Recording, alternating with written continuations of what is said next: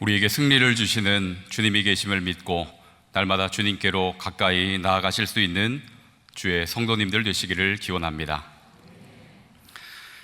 이 땅의 많은 사람들은 살아가면서 나름의 삶의 목적을 가지고 살아갑니다. 대부분 사람들에게 왜 사십니까? 삶의 목적이 무엇입니까? 이렇게 질문해 본다면 다양한 답을 하시겠지만 그 다양한 답의 근원으로 찾아가 본다면 한 가지로 귀결될 것이라는 생각이 듭니다. 그 한 가지는 바로 행복이라는 것이죠. 행복하기 위해서 어떤 일을 선택하고 또 행복하기 위해서 어떤 일들을 합니다. 그렇지 않습니까? 행복하기 위해서 누군가는 결혼을 하고 또 행복하기 위해서 누군가는 결혼을 하지 않습니다. 또 행복하기 위해서 여행을 하거나 행복하기 위해서 집을 장만하고 차를 장만하기도 하죠. 이처럼 우리는 행복을 위해서 살아가고 삶의 목적을 행복에 두곤 합니다. 그러다가 이 행복이 침해당하거나 이 행복이 깨트려지면 슬퍼하거나 또 반대로는 분노를 표출하기도 하죠. 그런데 성경은 인간이 존재하는 그 목적, 우리가 호흡하는 그 이유가 행복에 있다라고 단 한 번도 말씀하고 있지 않습니다.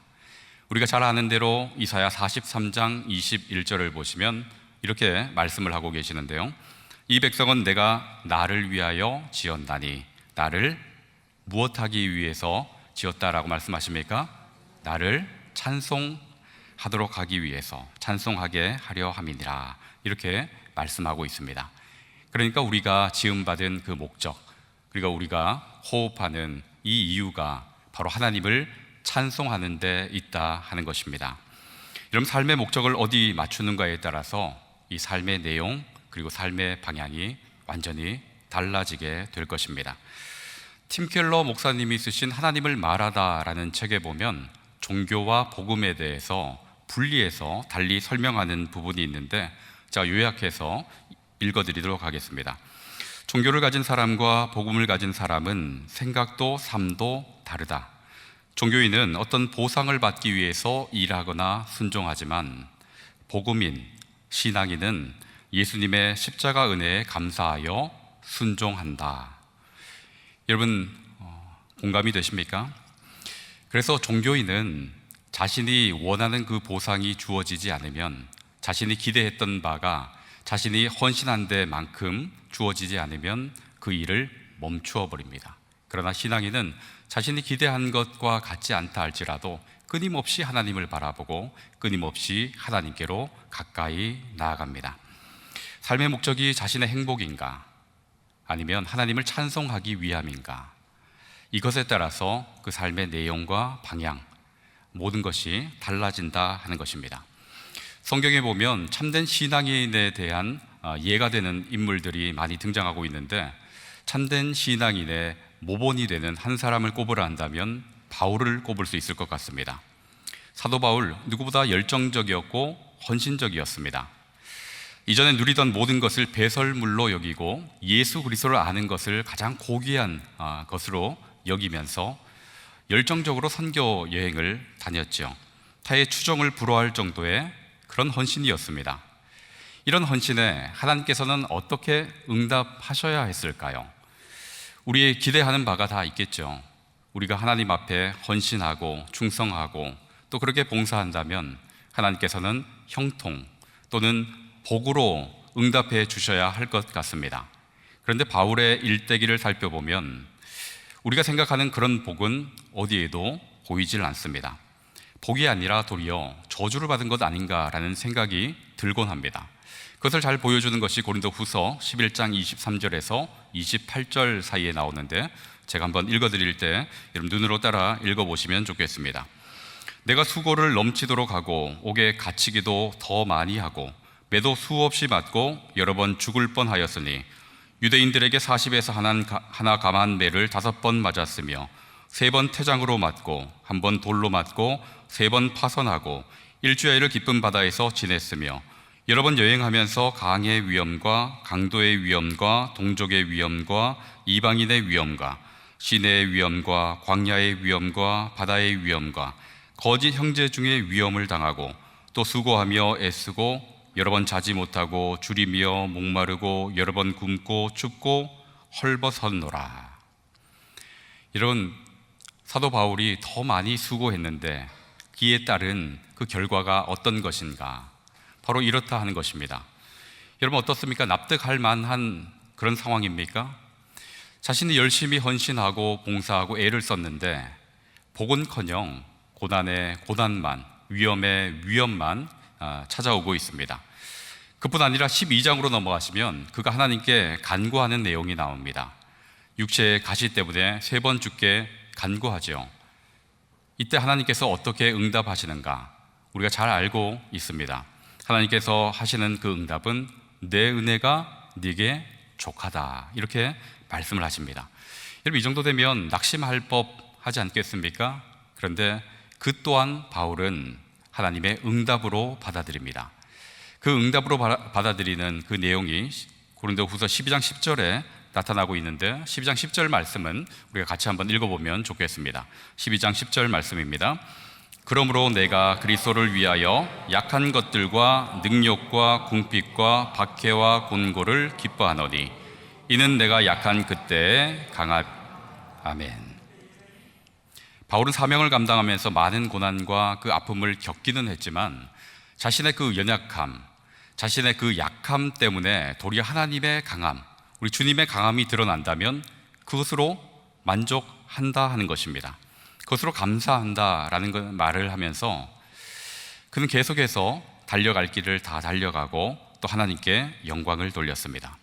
여러분 이처럼 복음의 사람, 이미 받은 그 은혜에 감사해서 살아가는 이는 자신이 기대한 바, 자신이 원하는 바가 그 당시 주어지지 않는다 할지라도 계속해서 하나님을 바라보고 하나님께로 향해 나아갈 수 있는 것입니다. 바라기는 이 자리에 계시는 모든 성도님들이 이미 받은 은혜에 감사해서 하나님을 찬송하고 또 하나님을 위하여 살아갈 수 있게 되기를 기원합니다. 오늘 본문으로 한번 들어가 보겠습니다.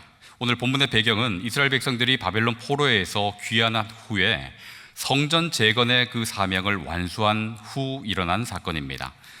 아시다시피 고레스 칙령으로 이 이스라엘 백성들은 예루살렘으로 귀환하게 됐죠. 그리고 그들이 갖게 된 사명, 성전 재건을 완수해 냅니다. 성전 재건하는 일, 그닥 쉬운 일은 아니었습니다. 그들이 가진 것도 없었고 그 형편이 나은 것도 아니었죠. 그럼에도 불구하고 그들은 애써 이 성전 재건에 힘을 다합니다. 외부의 방해도 만만치 않았습니다. 그로 인해서 성전 재건이 16년 동안 멈춰지는 일도 있었지요. 하나님께서는 이에 대해서 학개를 통해 성전 재건할 것을 독려하시는데 학개 2장 6절에서 9절 말씀을 보시면 학개를 통해서 어떻게 독려하고 있는가 그 내용이 나옵니다. 우리가 같이 한번 읽어보면 좋겠습니다. 학개 2장 6절에서 9절 말씀입니다. 만군의 여호와가 이같이 말하노라. 조금 있으면 내가 하늘과 땅과 바다와 육지를 진동시킬 것이요 또한 모든 나라를 진동시킬 것이며 모든 나라의 보배가 이르리니 내가 이 성전의 영광이 충만하게 하리라. 만군의 여호와의 말이니라. 은도 내 것이요 금도 내 것이니라. 만군의 여호와의 말이니라. 이 성전의 나중 영광이 이전 영광보다 크리라. 만군의 여호와의 말이니라. 내가 이곳에 평강을 주리라. 만군의 여호와의 말이니라. 성전 재건이 중단되자 하나님께서 학개를 통해서 이렇게 말씀하시는 겁니다. 이들을 독려하시죠. 어떤 내용이 나오는가? 모든 나라를 진동시킬 것이고 그때가 되면 그 나라들의 보물들이 들어오게 될 것이고 이 성전의 영광이 충만하게 될 것이다. 그리고 평안하게 될 것이다. 이런 말씀을 합니다. 이에 이 이스라엘 백성들은 다시 심기일전하고 성전 재건에 애를 씁니다. 성전 재건에 박차를 가하여 이 재건을 완수해 내죠. 그 후로부터 성전에서는 이전처럼 하나님을 제사하고 하나님께 제사드리고 하나님을 예배하기 시작합니다. 처음 성전이 완공된 이후에 제사드리는 그 모습은 마음과 뜻과 정성을 다해서 제사를 드렸을 것입니다. 그리고 그렇게 제사를 드리면서 이스라엘 백성들은 어떤 기대감을 가졌을까요? 제사를 드리면서 학계 선지자를 통해서 약속하신 그 말씀이 이루어질 것을 기대했고, 또 마음 한편에는 다윗의 시대가 다시 도래하지 않겠는가, 솔로몬 때의 그 평안이 또 임하지 않겠는가, 그런 기대감을 가지고 제사를 드렸을 것입니다. 그런데 여기서부터 문제가 발생합니다. 어떤 문제가 발생하는가 하면 그들이 기대한 바가 단 하나도 이루어지지 않는 것입니다.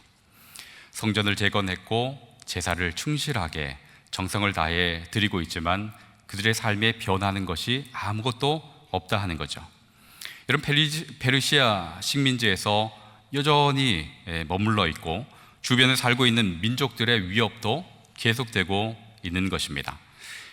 앞서 학계 선지자를 통해서 뭐라고 말씀하셨습니까? 모든 보배가 이르게 될 것이고 이 성전의 이전 영광보다 나중 영광이 더 클 것이다, 이렇게 말씀을 하셨는데, 그런 영광은 눈을 씻고 찾아봐도 찾아볼 수가 없는 것입니다. 여전히 페르시아 총독의 눈치를 봐야 했고 또 하루하루 먹고 살 것을 걱정해야만 했습니다. 여러분, 이들의 심정이 이해가 되십니까? 어렵고 힘든 녹록지 않은 그 환경 속에서 성전 재건을 다 이루었고 또 하나님께 정성으로 제사를 드렸는데 그들이 기대하는 바가 아무것도 이루어지지 않고 있습니다. 어떤 마음이 들까요? 만약 여러분이 저들의 입장에 있다면 여러분 어떻게 하시겠습니까? 하나님을 신뢰하고 하나님의 말씀에 순종하면 들어와도 복을 받고 나가도 복을 받는다 했는데 삶에 일어나는 일들은 여전히 광야 길을 걷는 것 같고 끝이 보이지 않는 그 길을 걸어가고 있습니다. 여러분, 하나님을 잘 섬기려고 열심히 봉사하고 또 자기를 부인하고 자기 십자가를 지고 주님을 따랐는데 돌아온 것은 칭찬이 아니라 비난의 화살이라면, 그렇다면 여러분 어떻게 하시겠습니까? 이미 받은 은혜에 감사함으로 살았다면 어려운 형편에도 여전히 하나님을 바라보고 하나님께로 나아가겠죠, 바울처럼.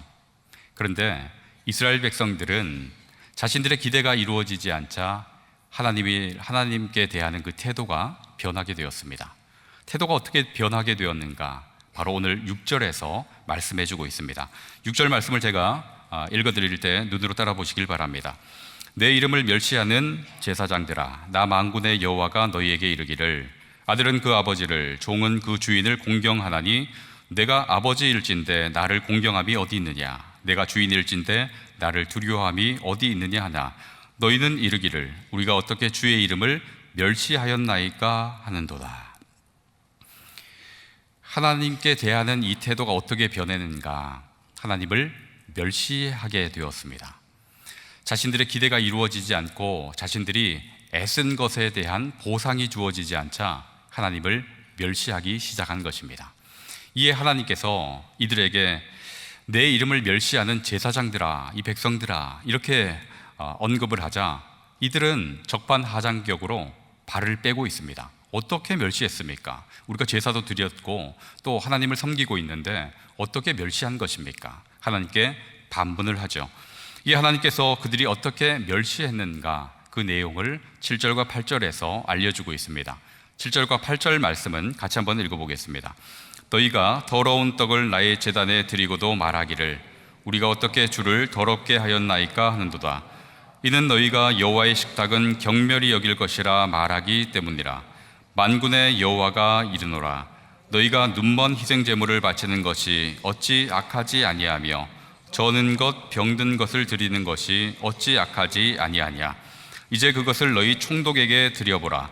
그가 너를 기뻐하게 했으며 너를 받아 주겠느냐. 더러운 떡을 드리고 여호와의 식탁은 경멸히 여길 것이라 이들이 이렇게 했다 하는 것입니다. 설마 입술로 그렇게 이야기했겠습니까? 그런데 하나님께서는 사람의 심중을 꿰뚫어 보시기에, 그들의 마음 중심을 보시기에 그들이 이 제사를 드리면서 했던 생각, 그 마음을 이렇게 표현하고 있는 거죠. 그들의 마음의 중심이 어떠한지를 지금 보고 계시는 것입니다. 그뿐 아니라 제사의 형식을 갖추었는데 제물에도 문제가 있다라는 것을 지적하고 있습니다. 그들이 드린 제물을 보니 어떤 것들입니까? 눈먼 것, 저는 것, 병든 것. 이런 제물들을 하나님께 드렸다 하는 것입니다. 하나님께서는 레위기에서 분명히 흠 없는 것을 드리도록 명하셨는데 이들이 지금 드리는 것은 하나님께 감히 올려드리지 못할 것들, 이런 제물들을 올려드리고 있습니다. 왜 이런 제물을 드렸을까요? 정성껏 제사를 드렸음에도 불구하고 그들이 기대하는 바가 이루어지지 않기 때문 아니겠습니까? 그러니 대충 적당히 있는 것으로 하나님께 제사를 드린 것입니다. 제사를 드리지 않자니 그것은 좀 마음에 꺼림직하고, 제사를 바르게 드리자니 기대한 바가 이루어지지도 않는 것 같고, 그러니 적당히 그 형식만 갖추어 제사를 드린 것이죠. 여러분, 이게 사람과의 관계에서도 그렇지 않습니까?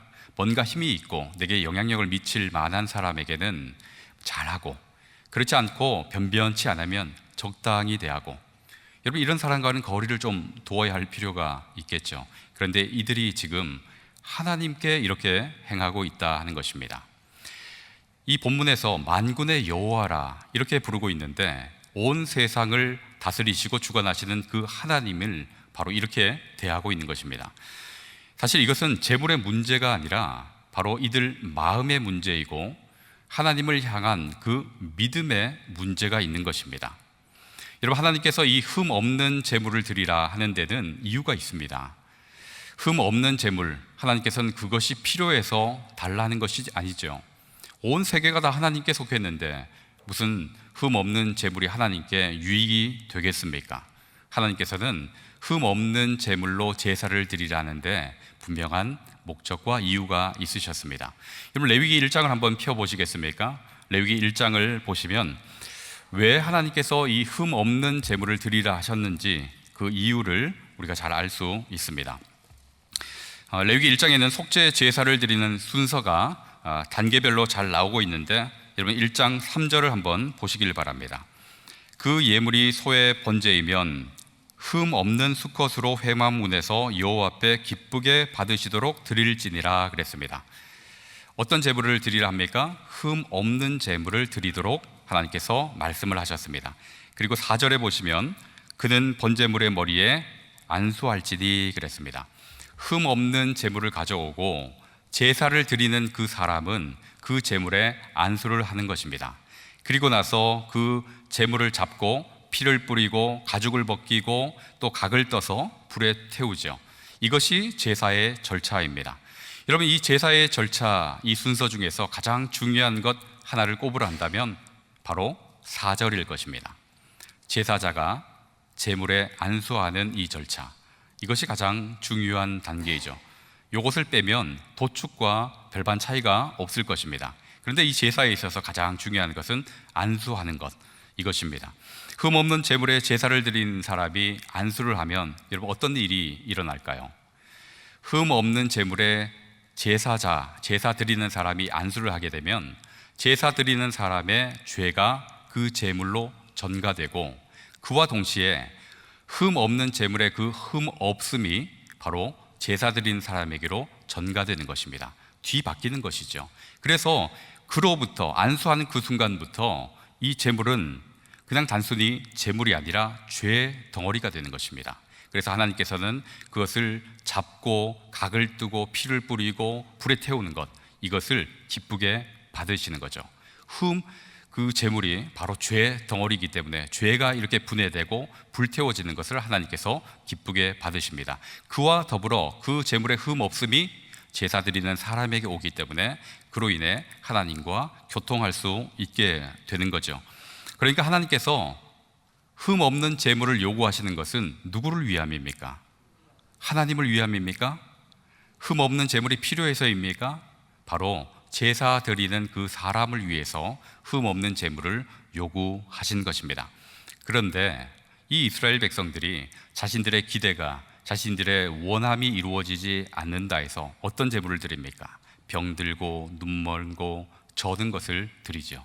그런데 그런 제물에 안수를 하면 그 제물에 무엇이 오게 됩니까? 병들고 저는 것, 그리고 눈먼 것이 제사를 드리는 사람에게 오게 되겠죠. 그런데 어찌 하나님께서 그것을 기쁘게 받으실 수가 있겠습니까? 그런 마음으로 제사를 드리면서도 이스라엘 백성들은 받기를 원합니다. 뭘 받기를 원하는가? 9절 말씀입니다. 말라기 1장 9절 말씀 같이 읽도록 하겠습니다. 만군의 여호와가 이르노라 너희는 나 하나님께 은혜를 구하면서 우리를 불쌍히 여기소서 하여 보라. 너희가 이같이 행하였으니 내가 너희 중 하나인들 받겠느냐. 하나님을 존중히 여기는 마음이 없습니다. 하나님을 신뢰하지도 않습니다. 하나님을 향한 그런 진실된 마음도 없습니다. 그러면서 무엇을 구합니까? 은혜를 구하고 하나님 긍휼히 여겨 주십시오 하는 그런 간구를 한다. 그러면 하나님께서 그것을 받으실 수 있겠는가? 그것에 응답할 수 있겠는가라고 말씀을 하시는데, 여러분, 너희가 이같이 행하였으니 그 뒤를 한번 같이 보시길 바랍니다. 너희가 이같이 행하였으니 내가 너희 중 하나인들 받겠느냐 했습니다. 너희가 드린 제물을 받겠느냐 이렇게 말씀하지 않고 너희 중 하나인들 받겠느냐. 그러니까 하나님께서는 그 사람을 문제 삼고 있는 것입니다. 제물이 문제가 아니라 그 제물을 드리는 그 사람의 마음, 그 사람의 중심을 지금 지적하고 있는 것이죠. 그러면서 그렇게 제사 드리는 이들을 향해서 10절과 같이 말씀하시는데 10절 말씀도 같이 한번 읽겠습니다. 만군의 여호와가 이르노라 너희가 내 제단 위에 헛되이 불사르지 못하게 하기 위하여 너희 중에 성전 문을 닫을 자가 있었으면 좋겠도다. 내가 너희를 기뻐하지 아니하며 너희가 손으로 드리는 것을 받지도 아니하리라. 아멘. 하나님께서는 마음 없이 드리는 제사, 그리고 형식만 갖춘 그런 제사 더 이상 못 받겠다라고 말씀을 하세요. 제사장이나 백성들 중에서 이런 잘못된 제사를 드릴 바에는 성전 문을 닫는 게 낫겠습니다 라고 이야기할 수 있는 그런 사람이 나오면 좋겠다, 이런 말씀을 지금 하고 계시는데 그 어디를 찾아봐도 그런 사람이 하나 없다 하는 것입니다. 이것이 구약의 마무리를 짓는 그런 자리에 있는 형편입니다. 그래서 하나님께서는 더 이상 이런 예배 받지 않겠다, 이런 예배 끔찍하다라고 말씀을 하십니다. 이것이 오늘 우리가 함께 읽은 본문의 내용인데요, 이 말씀을 묵상하면서 우리가 한번 생각해 봐야 할 것입니다. 우리가 드리는 예배는 어떠한가? 우리가 하나님을 대하는 그런 마음과 태도는 어떠한가? 이 부분을 살펴볼 필요가 있을 것입니다. 여러분은 이미 받은 그 은혜에 감사해서 하나님께 나오고 계십니까? 아니면 무언가를 더 얻기를 원하십니까?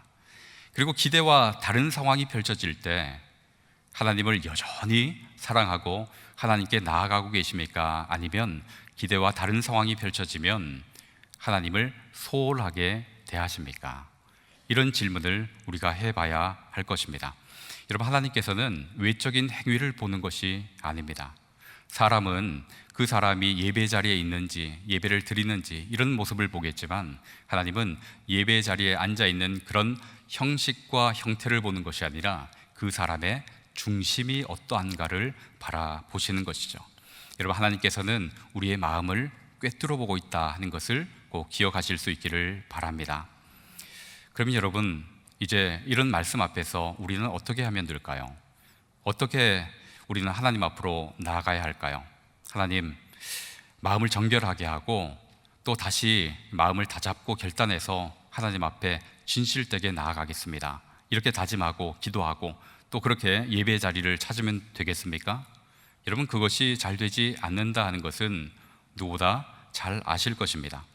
정성으로 예배드리고자 결단하는 것, 이것이 어느 한순간 은혜를 받고 또 깨닫는다 할지라도 시간이 지나면 무뎌지기도 하고 잊혀지기도 하죠. 여러분, 구약의 역사가 바로 이런 것입니다. 여러분, 이 말라기 1장에 나오는 이런 상황은 처음이 아니었습니다. 사사기에도 이러한 장면이 있었고 이사야 1장을 읽어보시면 이와 똑같은 상황이 또 한 번 있었습니다. 이미 하나님의 징계를 받기 전에 그런 상황이었는데 징계를 받고 난 이후도 지금 똑같지 않습니까? 사람은 징계를 받고 또 심기일전하고 그 결단을 한다고 해서 변하는 것이 아니죠. 그래서 하나님께서는 우리에게 은혜를 베푸시는 것입니다. 우리가 다짐한다고 되지 않기 때문에 구약의 문을 닫으면서 새로운 은혜를 예비하시겠다라고 말씀을 하십니다. 여러분, 그 은혜가 바로 11절에 담겨 있는데 11절 말씀도 같이 읽습니다. 만군의 여호와가 이르노라. 해 뜨는 곳에서부터 해 지는 곳까지의 이방 민족 중에서 내 이름이 크게 될 것이라. 각처에서 내 이름을 위하여 분향하며 깨끗한 제물을 드리리니 이는 내 이름이 이방 민족 중에서 크게 될 것임이니라. 아멘. 이스라엘 백성들이 제사를 엉터리로 드린다고 해서 하나님의 이름이 망쳐지는 것이 아닙니다. 세 번이나 반복해서 말씀하고 계십니다. 이방 민족 중에서 내 이름이 크게 될 것이라. 내 이름이 이방 민족 중에서 크게 될 것임이니라. 이렇게 반복해서 우리 하나님께서 말씀하고 계십니다. 그러면서 깨끗한 제물을 드릴 수도, 그런 제물을 준비할 수도, 온전한 예배를 드릴 수도 없는 이들에게 은혜를 베푸시는데, 중반부에 보시면 내 이름을 위하여 분향하며 어떤 제물을 드리게 될 것이라 말씀하십니까? 깨끗한 제물을 드리게 될 것이다 라는 것을 말씀하십니다. 여기서 말하는 깨끗한 제물 무엇일까요? 요한복음 1장에 보면 세례 요한이 예수님을 가리켜 하는 그 말씀에 나타납니다. 하나님의 어린 양 예수 그리스도, 그분이 바로 흠 없는 깨끗한 제물이라 하는 것입니다.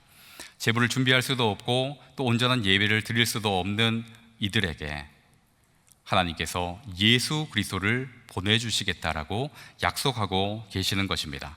그래서 깨끗한 제물을 내가 너희들한테 보내줄 터이니 그 깨끗한 제물, 그 제물의 흠 없음을 덧입고 우리 하나님 앞에 나아오라라는 말씀을 하시는 것입니다. 여러분, 앞서 말씀드린 것과 같이 사람의 노력과 사람의 결단으로는 온전한 예배를 드릴 수 없습니다. 그래서 하나님께서는 우리에게 예수 그리스도를 보내주시고 우리의 죄를 예수 그리스도에게 다 담당하게 하시고 십자가를 짐으로 소멸케 하셨지요. 그와 더불어서 예수 그리스도의 그 흠없음, 정결함, 그 의가 누구에게 오게 되었습니까? 바로 우리에게 오게 된 것이죠. 그러니 우리 하나님께서 말씀하시는 바는 내가 너희에게 예수 그리스도를 보내줄 터이니 예수 그리스도를 덧입고 예수 그리스도를 의지하여 나에게로 나오라 말씀하시는 것입니다. 여러분, 성전 문을 닫겠다, 너희들의 예배를 더 이상 받지 않겠다, 이렇게 문을 닫고 말씀을 마친다면 여러분, 이것이 얼마나 절망이겠습니까? 그런데 우리의 수준과 우리의 상황을 너무나 잘 아시는 하나님께서는 바로 새로운 예비책 예수 그리스도를 보내주신 것입니다. 그렇기에 우리에게 꼭 필요한 것은 예배를 얼마나 많이 드리는가, 어떤 예배 형식을 갖추는가, 이것이 아니라 예수 그리스도 안에 머무르러 이 예배를 드리고 그 삶을 살아가는가 하는 것입니다. 그러니 이 자리에서 스스로 이제 질문하시고 또 그 질문에 답을 하시면서 나아가실 수 있으면 좋겠습니다. 여러분은 예수 그리스도 십자가 그 은혜의 의지에서 나아가고 계십니까? 여러분, 예수 그리스도의 그 십자가 은혜를 날마다 기억하면서 그것에 감사하며 살아가고 계십니까?